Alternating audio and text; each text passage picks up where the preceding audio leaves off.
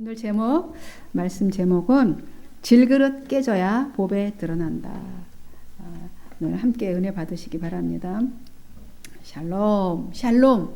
샬롬은 평강이라는 뜻이에요. 솔로몬이죠. 샬롬.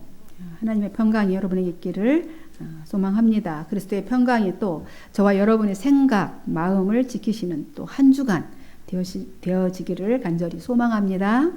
아멘. 우리가 사는 세상은 보이는 것과 보이지 않는 것들이 있습니다. 우리는 보이는 것의 지배를 받고 사는 것일까요? 아니면 보이지 않는 것들의 지배를 받고 사는 것일까요?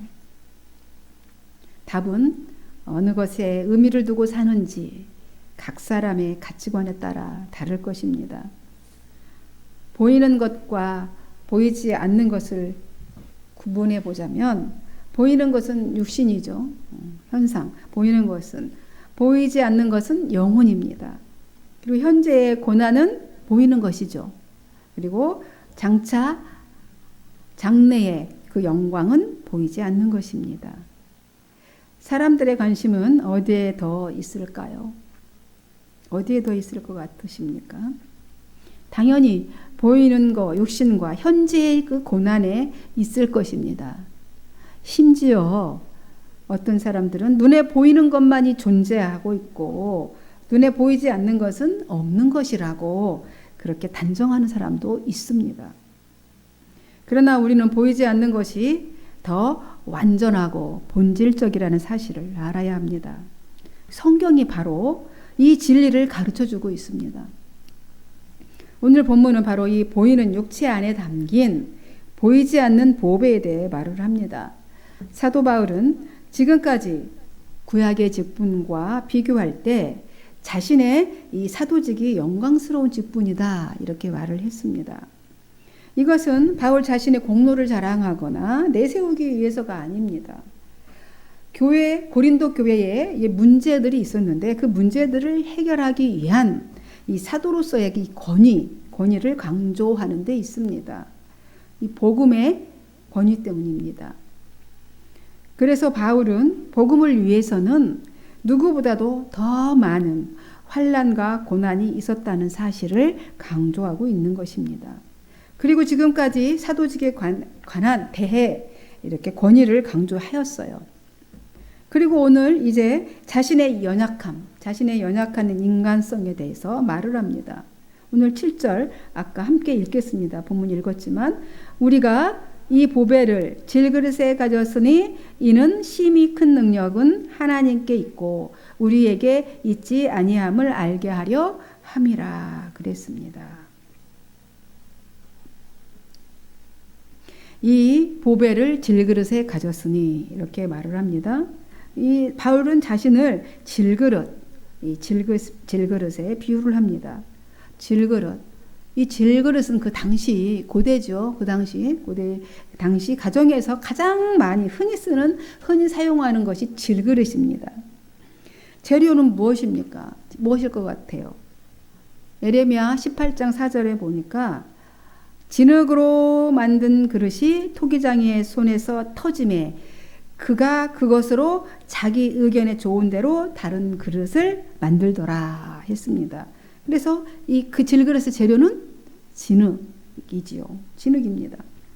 여러분 금, 은, 동, 철 이런 걸로 그릇을 만들면 사용하다 보면 찌그러지잖아요. 찌그러들면 어떻게 하면 돼요? 다시 용광로에 집어넣어서 재생하면 되죠. 그러죠? 요즘 재생 타이어도 있잖아요. 재생해서 용광로에 집어넣어서 하면 됩니다. 근데 질그릇은 깨지면 할 수가 없습니다. 흙이 깨지면 그냥 재생이 안 돼요. 다시 흙으로 만들어야 됩니다. 그래서 우리가 얼마나 연약한 존재인가를 표현하기 위해서 오늘 바울은 질그릇에 비유를 한 것입니다. 사실 우리 이 육체도 그죠? 태초에 흙으로 만드셨죠. 지어졌습니다. 이 질그릇은 이 모양도 안 이뻐요. 투박하고 모양도 없고 또 깨지기도 쉽고 별로 가치도 없고 귀하게 쓰이지도 않습니다. 막 쓰는 그릇이 질그릇입니다. 바울은 자신이 복음을 전하는 자로서 육신적으로는 너무나 부족한 자인 것을 나타내고자 이렇게 자신을 질그릇이라고 표현하고 있는 것입니다. 그런데 이 연약한 그릇이 무엇을 가졌다고 말합니까? 질그릇 같은 자신의 그 육체에 보배를 가졌답니다. 보배. 보배 하면 뭐 같아요? 보배. 우리는 보석, 다이아몬드 뭐 이런 거를 귀중품 뭐 이런 보배를 상상을 하지만 여기서 이 보배는 무엇을 말하는 것입니까? 예수 그리스도를 말합니다. 하나님 또는 복음을 말하는 것입니다. 여러분은 나라는 이 그릇, 여러분 다 자신 질그릇이라고 표현했잖아요. 이 질그릇에 이 보배가 담겨져 있습니까? 있습니까? 아멘. 아이고, 훌륭합니다. 이 아멘이 아니면 큰일이죠. 여러분은 이 안에 예수 그리스도 보배가 담겨져 있지 않으면 큰일인 거죠. 아무 가치가 없는 거예요. 그릇이 중요하다고 생각하십니까? 아니면 그 안에 담겨져 있는 내용물이 중요하다고 생각하십니까? 여러분은 그릇이 중요합니까? 그 안에 담겨진 내용물이 중요합니까? 내용물, 그렇죠. TV에서 본 내용인데요. 어느 외국인이 요강단지를 거기 담고 그 안에 막 귀중하게 여기면서 음식물을 담고 귀하게 막 여기는 장면이 나왔었습니다. 그것을 보고 우리나라 사람들은 요강의 사용을 알기 때문에 깜짝 놀랐죠. 당황하면서 깜짝 놀랐습니다. 물론 웃음으로 그 내용이 끝났어요. 마무리되었습니다. 여러분, 그릇은 그 안에 무엇을 담느냐가 중요한 거죠. 무엇을 담느냐가 따라서 그 가치가 달라집니다. 요강에 김치 담으면 뭐가 돼요? 김치 항아리가 되는 거잖아요. 요강에 김치를 담으면 김치 항아리가 되는 것이고요. 금그릇에 물 담으면 그럼 물그릇이에요. 금그릇에 물 담으면 물그릇입니다. 근데 유리그릇에 거기 밥 담으면 그냥 밥그릇이에요. 유리그릇, 밥그릇도 있죠. 밥그릇이 되고 나무 그릇이지만 거기다가 보석을 담아놨어요. 그러면 그게 보석함이 되는 겁니다. 그런데 대단히 잘못된 신앙관을 가지고 있는 분들이 있습니다. 물론 한만교회 성도님들 중에는 한 분도 없으신 줄로 믿어요. 그렇지 않죠. 질그릇이 금그릇으로 바뀌어야 된다고 생각을 하는 것이죠. 질그릇이 금그릇으로 바뀌어야 한다고, 적어도 은그릇 정도는 돼야 된다고 생각을 합니다. 그것이 좋은 신앙의 척도라고 잘못된 생각을 하고 있는 것입니다. 근데 성경은 절대로 그렇게 가르치지 않고 있습니다. 질그릇이 금그릇으로 변하는 것이 아니라 질그릇 안에 있는 보배가 드러나게 하라고 말하고 있습니다. 어떻게 해야 이 보배가 드러날 수 있겠습니까? 어떻게 하면 그 그릇 안에 보배가 드러납니까? 질그릇이 깨져야겠죠. 그죠? 깨지고 부서져야 합니다. 바울은 복음을 위해서 수많은 고난을 받았습니다.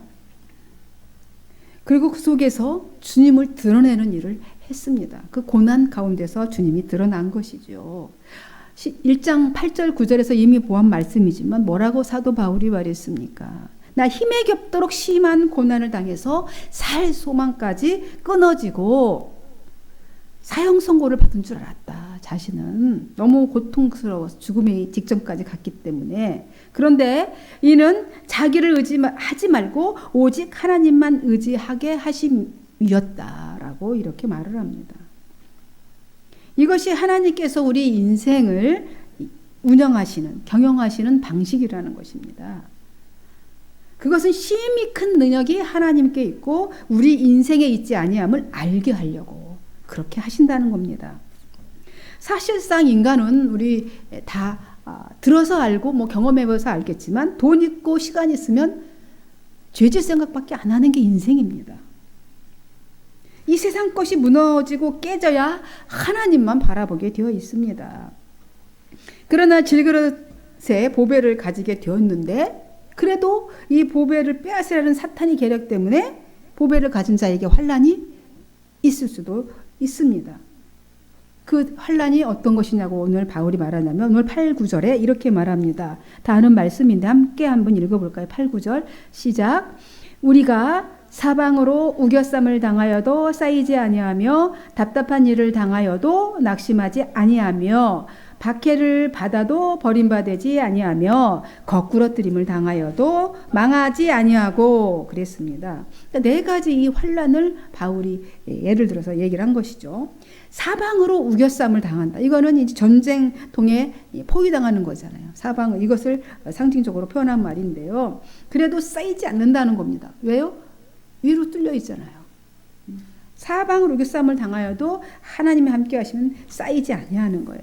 답답한 일을 당하여도 앞이 전혀 안 보여. 캄캄해. 너무 답답해. 인생이 답답해. 이거 어떻게 살아야 될지 모르겠어. 맨날 짜증나는 일만 있어. 그 답답해도 낙심하지 않는다는 거예요. 왜냐하면 복음의 능력이 예수 그리스도 보배 안에 있기 때문이라 오늘 바울이 그렇게 말하는 것이죠. 셋째로 박해를 받아도 마치 박해를 막 받아 예수 그리스도를 전하거나 복음을 전하거나 왜 그렇게 살아? 마치 쓸모없는 존재처럼 모퉁이 버림받은 그죠? 모퉁이 틀처럼 아유 건축에 쓸모없는 돌이야. 그리고 던졌어. 그랬는데 그 모퉁이 돌을 어떻게 했어요? 기초돌로 삼으셨어요. 기초석으로. 이게 예수 그리스도를 모퉁이돌로 표현했지 않습니까? 그렇게 쓸모없는 인생처럼 박해를 받아도 결코 버림받지 않고 모퉁이돌로 기초석으로 삼으신다는 겁니다. 그리고 하나님께 붙드시고 있기 때문에 하나님께서 붙드시고 있기 때문에 결코 우리는 버림받은 인생이 아니라는 거예요. 그리고 내 거꾸러뜨림을 당해도 얼마나 발을 걸어 넘어뜨렸어. 그냥 절망의 삽이 폭삭 망했어요. 계략으로 속이고 사기꾼한테 사기당했어. 그래도 결코 망하지 않는다는 겁니다. 이것이 오늘 바울이 그 보배 안에 가진 보배의 능력에 대해서 말하고 있어요. 이는 질그릇 안에 담겨진 보배 때문에 결코 망하지 않는다는 겁니다. 이런 고난을 통해서 오히려 질그릇이 깨지고 자아가 깨지고 부서져서 보배인 그리스도의 능력만이 드러나기 때문이라는 것이죠. 그러면서 바울은 몸속에 항상 예수 그리스도의 죽음을 짊어지고 다닌대요. 이 예수 그리스도의 이 죽음을 짊어지고 다니는 것은 왜 그렇게 하냐면 몸 안에서 예수의 생명이 나타나게 하기 위해서라고 얘기를 합니다. 좀 말이 어렵죠. 다시 말하면 자신은 비록 살아있는 생명체잖아요. 살아있지만 언제나 예수 그리스도를 위해서 자신을 죽음에 내맡긴다는 것입니다. 그렇게 하는 것은 그리스도의 생명이 죽을 자기 몸에 이제 앞으로 우리 모든 육체는 다 죽을 것이잖아요. 이 모든 이 자기 죽을 이 육체에 그리스도의 이 생명이 나타나게 하기 위해서 그렇게 항상 자신을 죽여서 그리스도를 드러나게 한다는 겁니다. 그러므로 바울과 동역자들 같이 지금 선교를 복음 전하고 있는 그 안에는 항상 죽음의 세력이 펼치고 있다는 거예요. 늘 그 세력은 그들을 죽이려고 해요. 그죠? 세상의 세력과 이 사단의 세력이 이 복음 전하는 자들 늘 죽이려고 그 세력을 떨치지만 그 여러분 안에 그 복음을 들은 여러분 안에는 지금 생명이 약동하고 있다. 바울이 이렇게 말합니다. 이 말은 자신들은 지금 지독한 고난을 당하고 있어요. 사도들이 지금 복음 전하는 자들이 지독한 환난을 겪고 있지만 지금 고린도 교회에 있는 성도들은 가장 좋은 상황 안에 있다는 거예요. 복음을 받고 은사를 받고 누리고 있는 너희들은 좋은 상황 가운데 있다. 이 말입니다.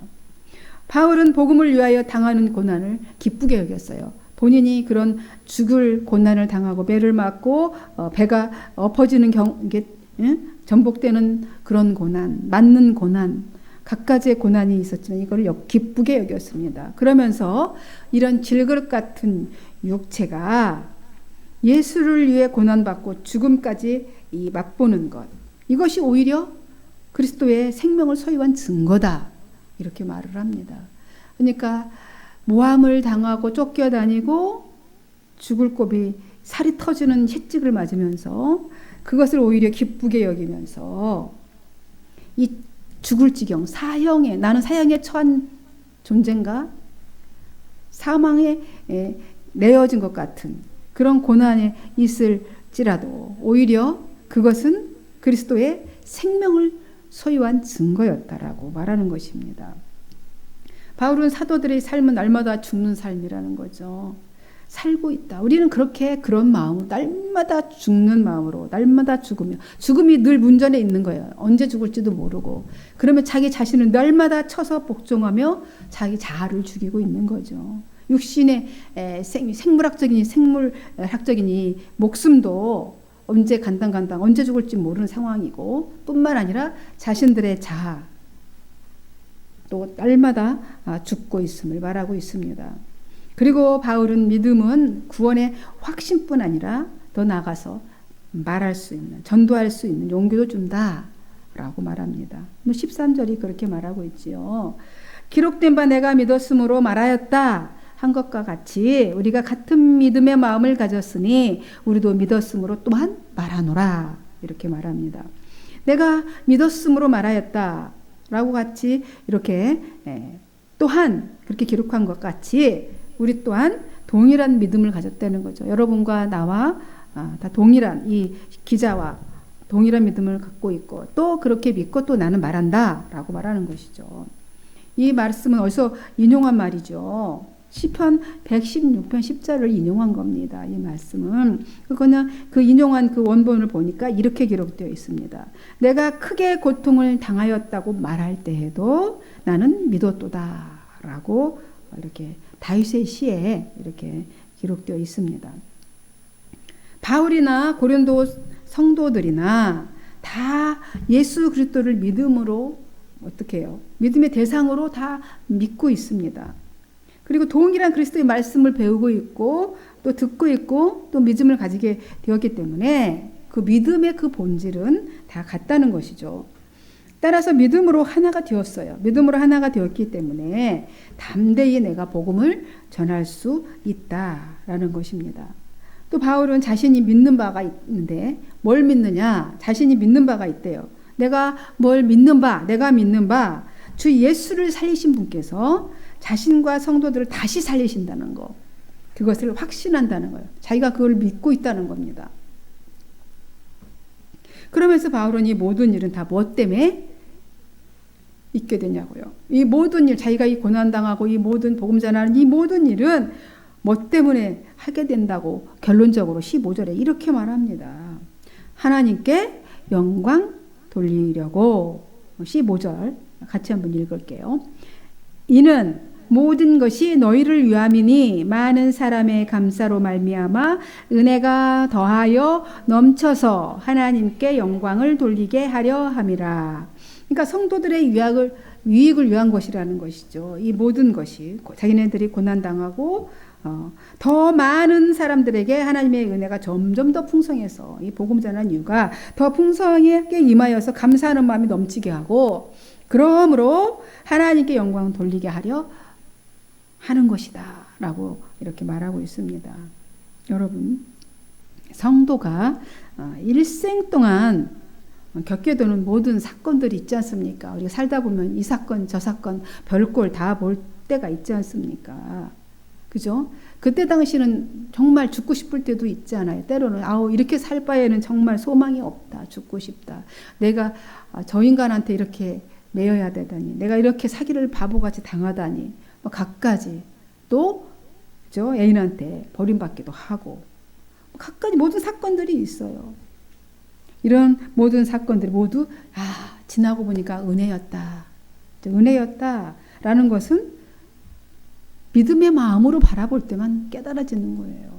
그걸 계속 자기 관점으로 바라보면 지긋지긋한 인생 끝내고 싶다가 결론이겠죠. 그죠? 하나님께 영광을 돌리는 것은 그것이 은혜였구나라는 것은 믿음이 있었을 때, 내 안에 믿음의 마음이 있었을 때, 그것이 그때 그렇게 지냈던 것이 다 내가 지금 이 모습으로 이렇게 있는 것이 다 은혜였구나 깨닫게 되는 것입니다. 바울의 생애를 들여다보면 어떻습니까? 다메섹 도상에서 부활하신 주님을 만난 후에 거의 그의 인생은 핍박, 고난 이런 걸로 엮여져 있지 않습니까? 결국은 목 잘려서 죽어요. 복음 전하다. 이것이 바울의 생애입니다. 그러나 그의 생애는 믿음의 승리예요.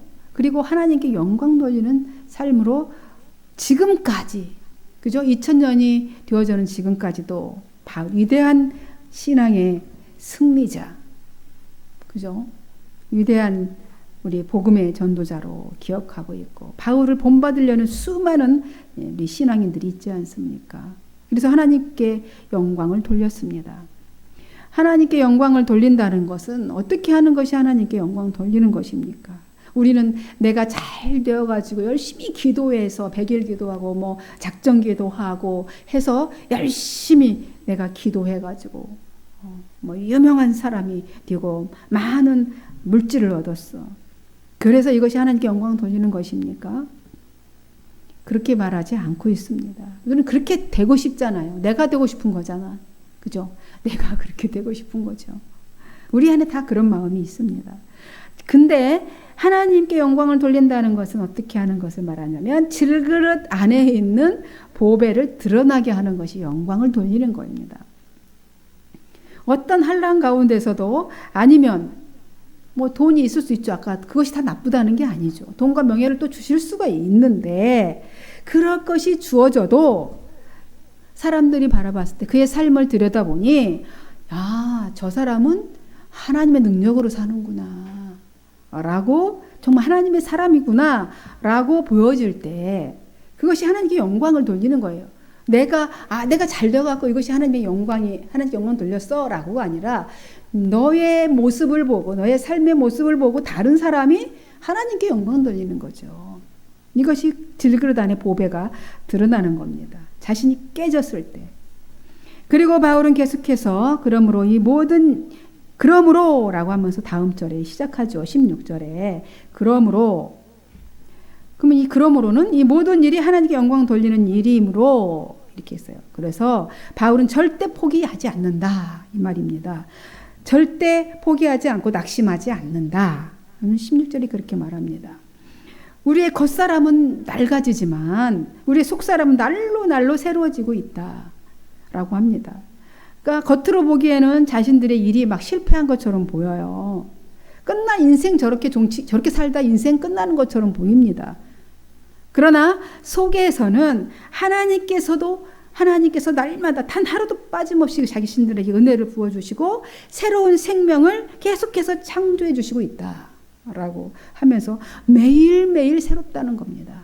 육체는 시간에 따라 죽어가지만 우리의 육체는 세월이 흘러감에 따라서 당연히 질병이 와요. 그죠? 뇌 경색도 오고 심근 경색도 오고 암도 올 수도 있고 늙어가지고 그죠? 아플 수 있어요. 갖가지 고혈압도 있고 우리는 육체가 세월이 흘러가면서 이런 질병도 있고 노화도 있고 죽음으로 인해서 후패해요. 우리 육신은 날마다 이렇게 사그러들어 갑니다.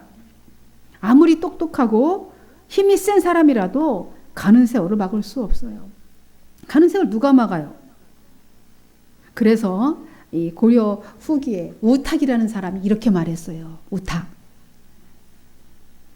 이런 시조예요. 시조. 한 손에 막대 잡고 한 손에 가시 쥐고 늙는 길 가시로 막고 오는 백발 막대로 치려 했더니 백발이 먼저 알고 지름길로 오더라. 우리 아무도 막을 수가 없어요. 세상 사람들은 겉사람의 늙음을 슬퍼합니다. 그렇지만 바울은 겉사람은 늙지만 속사람은 날로 새로워진다라고 얘기합니다. 왜냐하면 날로 가까워지잖아요. 천국이 가까워집니다. 하나님과 가까워지기 때문에 날로 새로워지는 겁니다. 우리의 죽음은 탄생이지요. 천국으로 들어가는 새로운 탄생입니다. 그래서 날로 새로워지는 거죠. 그것은 하나님의 음성을 들을 때에 들음으로 그에게서 흘러나오는 그 생명수, 영생수를 날마다 마시기 때문에 새로워지는 겁니다. 이 세상을 사는 동안에는 모두가 고난을 겪습니다. 예수 그리스도를 믿는 성도들도 환난을 당해요. 하지만 지금 겪고 있는 잠깐 동안의 고난은 장차 우리에게 다가올 영광, 즉 우리에게 마련된 이 성대한 나중에 잔치상에 우리가 초대될 건데 그거에 비하면 하찮은 거라는 겁니다. 이 세상에서 모든 영광은 눈에 보이는 것이 전부가 아니라는 겁니다. 그래서 자신들은 보이는 것을 바라보지 않고 보이지 않는 것을 바라본다. 오늘 사도 바울이 여기다 강조점을 두고 있는 거죠. 왜냐하면 보이는 것은 잠깐이지만 보이지 않는 것은 영원하기 때문인 것입니다. 따라서 성도는 이 세상에서 얻어지는 것에 애착을 가지는 것이 아니라 보이지 않는 하늘의 것에 애착을 가져야 합니다. 우리 인생은 잠깐 있다가 사라지는 안개와 같습니다. 질그릇처럼 연약한 존재이지만 그 안에 보배를 가지고 있으면 그 보배의 능력으로 영원한 영광을 얻게 되는 것입니다. 저와 여러분 이 귀한 보배를 몸에 지녔습니다. 아까 다 아멘으로 고백했습니다. 그래서 우겨쌈을 당하지도 낙심하지도 버려지지도 망가지지도 않습니다. 왜냐하면 이런 환경들이 오히려 질그릇을 깨트려주고 부서뜨려 주므로 보배만 드러나게 하기 때문인 것입니다. 그래서 우리가 할 일은 뭐 같아요? 그럼 답이 날마다 우리는 감사밖에 없는 거예요. 찬양밖에 없는 겁니다. 이것이 우리가 사는 법이에요. 그리스도인이 사는 길이고 사는 능력인 것입니다. 날마다 이 보배를 지니고 새 생명으로 우리 당당하게 살아내십시다. 아멘. 기도하겠습니다. 하나님 감사합니다. 오늘 질그릇 같은 우리 인생의 보배로 와주신 예수 그리스도 감사합니다. 우리의 삶이 날마다의 삶이 나는 죽고 예수만 드러나도록 주님 인도하여 주시기를 소망합니다. 그렇게 살고 싶습니다. 주님 이 질그릇 같은 이 연약한 이 존재를 주님이 귀히 여겨주셔서 오늘도 사용해 주셔서 감사하고 또 이후로도 주님이 그렇게 사용해 주시기를 믿으며 영광 올려드리고 그리스도이신 예수님의 이름으로 기도하옵나이다. 아멘.